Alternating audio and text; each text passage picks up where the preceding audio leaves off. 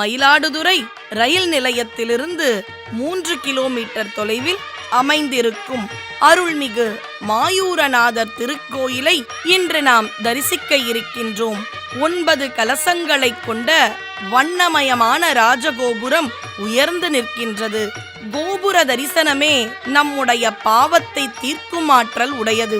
இந்த ஆலயத்தின் வரலாற்றுக்களை இங்கே சுதை சிற்பமாக அழகாக வடிவமைத்திருக்கிறார்கள். திருக்கோயிலுக்குள்ளே பிரவேசிக்கையில் அம்பிகை மயிலுருவம் கொண்டு இறைவனை பூஜித்த அற்புத திருவுருவச் சிலைகளையும் திருவுருவப் படங்களையும் காணலாம். ஆடும் மயிலாய் உருவெடுத்து அன்று இறைவன் திருத்தாள் நாடி அர்ச்சித்த நாயகியாய் இங்கே அம்பிகையானவள் வீற்றிருக்கின்றார். ஒரு விநாயகருடைய அருளே திருவுருவமே நமக்கு 1000 வெற்றிகளை கொடுக்கும் என்றால் இந்த ஆலயத்தில் ஒரே சமயத்தில் இரட்டை விநாயகரை காணும் பேறு நமக்கு கிடைக்கின்றது. இங்கு எழுந்தருளி இருக்கும் கணக்கடி விநாயகரிடம் வேண்டிக் கொண்டால் நம்முடைய கணக்கு வழக்குகளை சிறப்பாக அவரே பார்த்துக் கொள்வார் என்பது நம்பிக்கை. இந்த திருக்கோயிலில் ஆதி மாயூரநாதருக்கு பிரகாரத்தில் தனி சன்னதியும் உள்ளது. சைவர்கள் கோயில் என்று போற்றக்கூடிய சிதம்பரத்தில் எழுந்தருளி இருக்கும் நடராஜ பெருமான் இந்த பூ உலகத்திற்கு வர காரணமாக இருந்த 2 முனிவர்களை நாம் இப்பொழுது தரிசனம் செய்கின்றோம். பதஞ்சலியும் வியாக்ரபாதரும் பல காலம் தவமிருந்து ஆடல் வல்லானை நமக்காக அழைத்தார்கள். திருத்தொண்டர் புராணத்தை அருளிச் செய்த சேக்கிழார் பிரானையும் நாம் இங்கு வணங்குகின்றோம். சேக்கிழாரைத் தொடர்ந்து சமயக் குரவர்கள் 4வரின் தரிசனம். இந்த இடத்தில் பழம்பெரும் வழிபாடாம் சப்த கன்னியருக்கான திருவுருவச் சிலைகளும் உண்டு.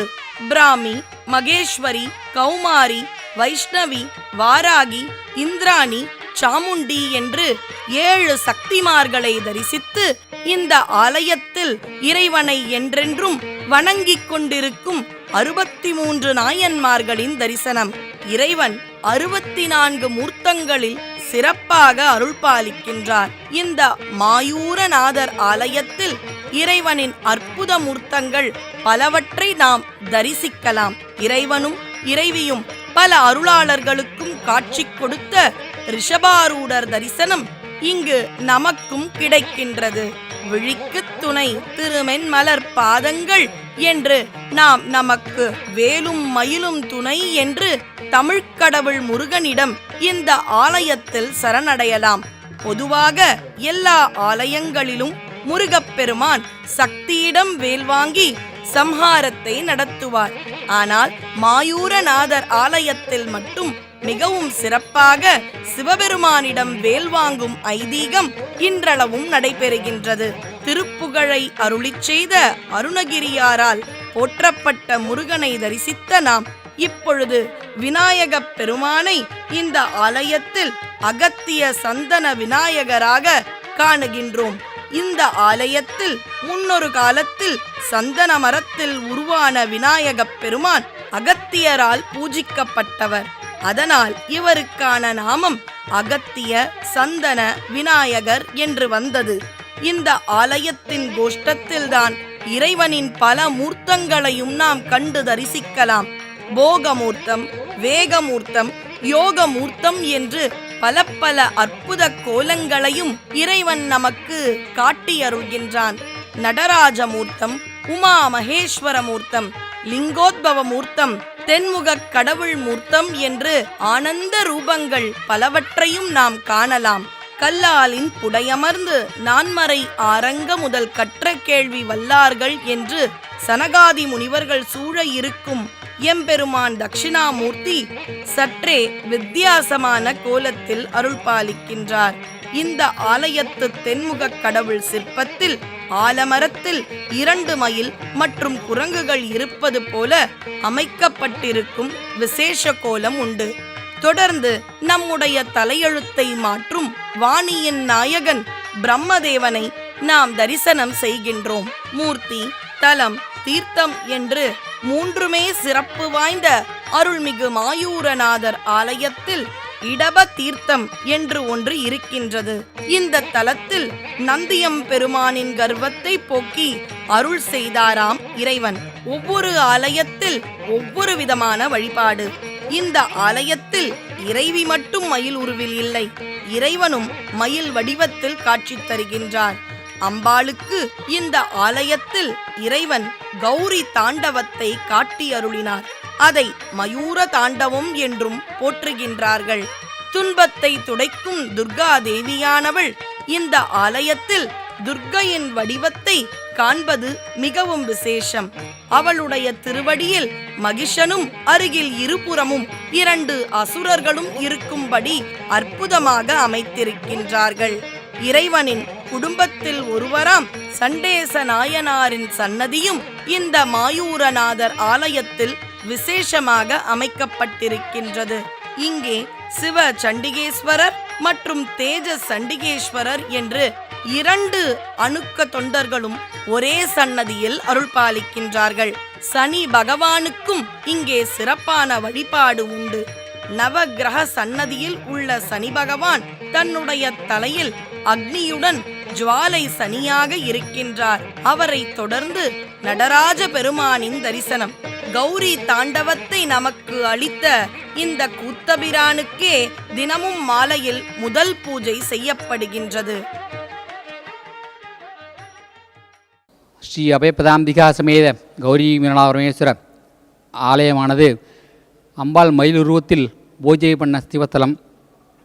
அம்பாள் பக்கத்தில் திருப்பரியூருங்கிற பாட்டாளர் ஸ்தலத்தில் அம்பாள் மயிலாக இருந்து இங்கே வந்து பூஜை பண்ணும்போது அம்பாளுக்கு மயில் திருப்பி சாப விமோசனாகி மயில் ரூபம் கிடச்சி தபஸ் பண்ணி கல்யாணம் பண்ணுற இடம். ராமருக்கு தாத்தா ஸ்ரீராமனுடைய தாத்தா முசுகுந்த சக்கரவர்த்தின் பேர். திலீப மகாராஜா வம்சம் அவள் பிரதிஷ்டை பண்ணுது. 2200 வருஷத்துக்கு முன்னாடி கன்ஸ்ட்ரக்ஷன் ஆகிருக்கு சோழர் காலத்தில். ஐப்பசி மாதத்தில் 30 நாட்களும் கார்த்திகை மாதத்தில் முதல் நாளும் இந்த ஆலயத்தில் நீராடினால் மிகவும் விசேஷம். நாத சர்மா வித்யாம்பிகை எனும் தம்பதியர் ஐப்பசி மாத கடைசி கட்ட துலாம் நீராடலுக்கு இந்த ஆலயத்திற்கு வந்தார்களாம். அவர்கள் வருவதற்குள் 30 நாள் நீராடல் என்பது நிறைவடைந்து விட்டது. எனவே வருத்தத்துடன் இங்கு இருக்கும் மாயூரநாதரை வேண்டி இங்கே தங்கினார்கள். அன்று இரவு இறைவனே அவர்களது கனவில் தோன்றி மறுநாள் அதிகாலை சூரிய உதயத்திற்கு முன்பு நீராடினாலும் உங்கள் பாவம் போகும் என்று அருளினாராம்.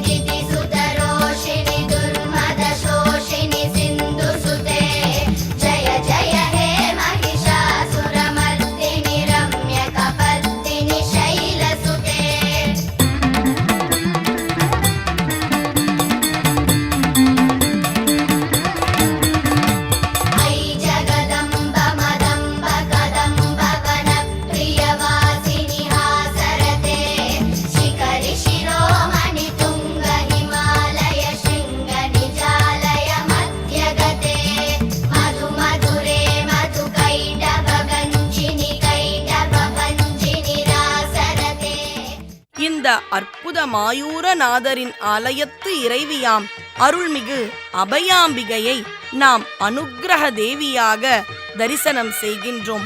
மங்களம் தரும் பச்சை ஆடையை உடுத்தி மிகவும் அழகாக நமக்காக காட்சி தருகின்றாள். கருணையே உருவான இறைவன் அவனை நாடி வந்த 2 தம்பதியர் காலம் தாழ்த்தி வந்தாலும் பரவாயில்லை, அதிகாலை கார்த்திகை சூரிய உதயத்திற்கு முன்பு நீராடினாலும் உங்கள் பாவத்தை போக்குவோம் என்று அருளிச் செய்ததால் அந்த அடிப்படையிலேயே இன்றும் கார்த்திகை முதல் நாளன்று இங்கு நீராடுவது வழக்கமாக உள்ளது.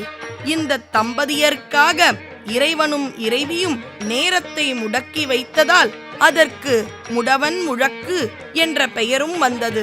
சிவனை மதியாது தட்சன் செய்த யாகத்திற்கு சினம் கொண்ட பார்வதி தேவி சென்றாளாம். வீரபத்திரர் வடிவமெடுத்த சிவபெருமான் யாகத்தை அழித்தார். அப்பொழுது அங்கு இருந்த மயில் ஒன்று அம்பிகையை சரணடைந்தது. உமாதேவியும் அந்த மயிலுக்கு அடைக்கலம் கொடுத்தாளாம். அதனால் இந்த தேவிக்கு அபயாம்பிகை என்ற நாமம் வந்தது. மயிலைப் போல நாமும் இவளை சரணடைந்தால் நமக்கும் அபயம் அளிக்க காத்து நிற்கிறாள் தேவி. நாத சர்மா என்ற பக்தர் ஐக்கியமான லிங்கமும் இன்றும் இந்த ஆலயத்தில் உண்டு. அன வித்யாம்பிகை என்ற நாமத்தோடும் அம்பிகை இங்கே அருள் பாலிக்கின்றாள்.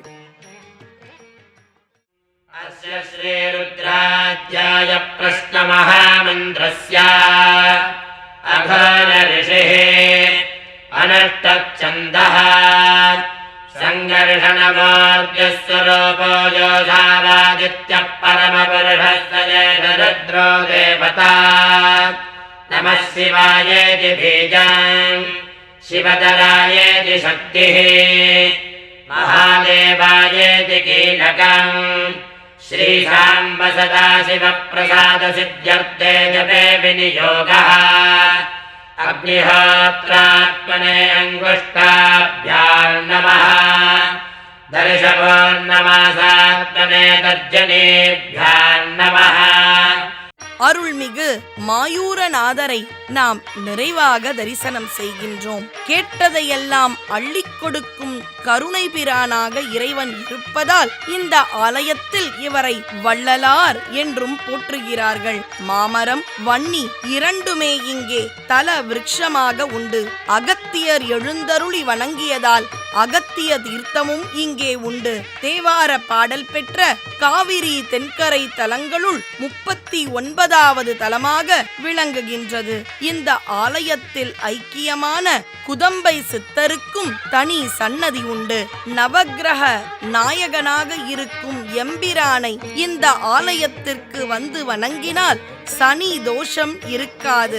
இறைவனை பூஜித்த கோலத்தில் வடக்கு திசையை நோக்கி காகத்தின் மீது அமர்ந்தவராக சனி பகவான் தனியாக அருள் பாலிக்கின்றார். சிவபூஜையில் இருக்கும் சனி பகவான் இங்கே பக்தர்களுக்கு நன்மையை தருவார். மிகவும் விசேஷமான துலாம் நீராடலின் போது கங்கையே இங்கு வந்து நீராடி தன்னுடைய பாவங்களை போக்கிக் கொள்கிறாள். திருதளம் விமானத்திற்கு அடியில் இந்த மூலவர் குடிக்கொண்டுள்ளார். இறைவனின் சாபத்தால் மயில் உருவு கொண்ட அம்பிகை இந்த நாதரை பூஜித்து அவருடைய கரம் பற்றிய அற்புத கல்யாண தலம். சம்பந்தரும் அப்பரும் போற்றிய வண்ணம் இறைவனை நாமும் போற்றி நன்மைகள் பெறுவோம். தென்னாடுடைய சிவனே போற்றி, எந்நாட்டவர்க்கும் இறைவா போற்றி.